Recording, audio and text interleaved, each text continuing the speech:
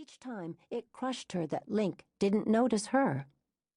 "Yeah, good," Jerry muttered.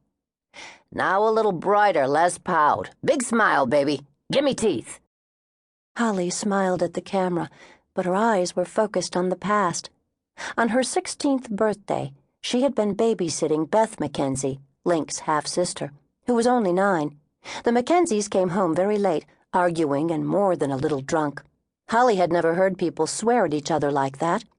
When Link showed up unexpectedly, Holly ran to him. He drove her home, talking softly to her until she stopped shaking. When he learned that she had turned 16 at midnight, he teased her gently about sweet 16 and never been kissed. What began as a comforting gesture became different, deeper, the timeless kiss of a man holding a woman he desired. Holly responded with an innocent abandon that had all but destroyed Link's control. After a long time, he had taken her face between his hands and looked at her, memorizing the moment and the moonlight pouring over her dazed face. The smile she gave him had been that of Eve, newly awakened to the possibilities of being a woman. "That's the smile I want," said Jerry triumphantly. "My God, babe, if you were only half as hot as you look. Left shoulder. Give me some heat. Yeah. Turn on for me, babe." Holly barely noticed the photographer's chatter or the battery of flashes going off around her. She was 16 again, smiling up at the man she had always loved. Link had wanted to take her out the following night, but Holly had promised to babysit for her father's foreman. That was where she had been when Link came and told her there had been an accident, a head-on crash along a twisting county road. He had driven Holly to the hospital, where doctors were trying to save her parents. He had held her through the long night, while first her mother, and then her father died. Link had held Holly while she screamed and wept, held her while her world shattered, held her until she fell into an exhausted sleep in his arms. When Holly woke up, she was in a hospital bed, and her mother's sister, Sandra, was there. Holly knew her aunt only from a few faded photographs in a shoebox full of family pictures. Within a few days, Sandra had taken Holly back to Manhattan, where Sandra owned an agency that specialized in high-fashion models. By the time Holly was 18, she was working full-time as a model.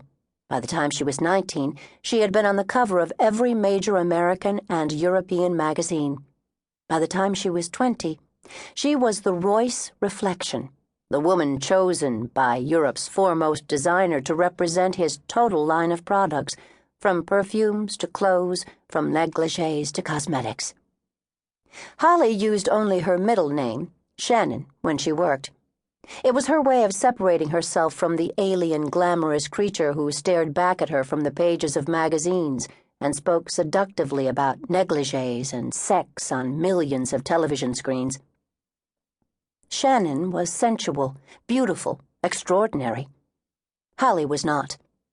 After years of seeing herself as an awkward duckling, she wasn't at all comfortable with what makeup and lighting magicians did to her face and what fashion sorcerers did to her slender body.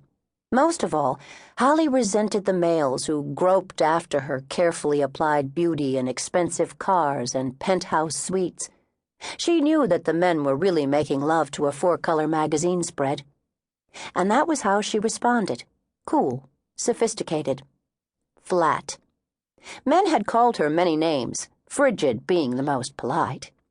At 22, Holly was a virgin who looked like every man's dream of a sexy, very experienced lover. "Lift your arms," Jerry said. Dreamily she did, remembering what it had been like to slide her hands up Link's shoulders and comb her fingers through his thick chestnut hair. "Higher," Jerry ordered. "Good. Now arch your back and shake out your hair." Holly hesitated, acting like that wasn't part of her memories. She hadn't flaunted herself and teased Link. She had loved him. "Come on, sweetie," Jerry said impatiently. "Give it a little sex. Think of your lover." Caught between the innocent past and the empty present, Holly tensed. No, Jerry snapped. Forcing herself to relax, she tried again. "Not good enough," he said.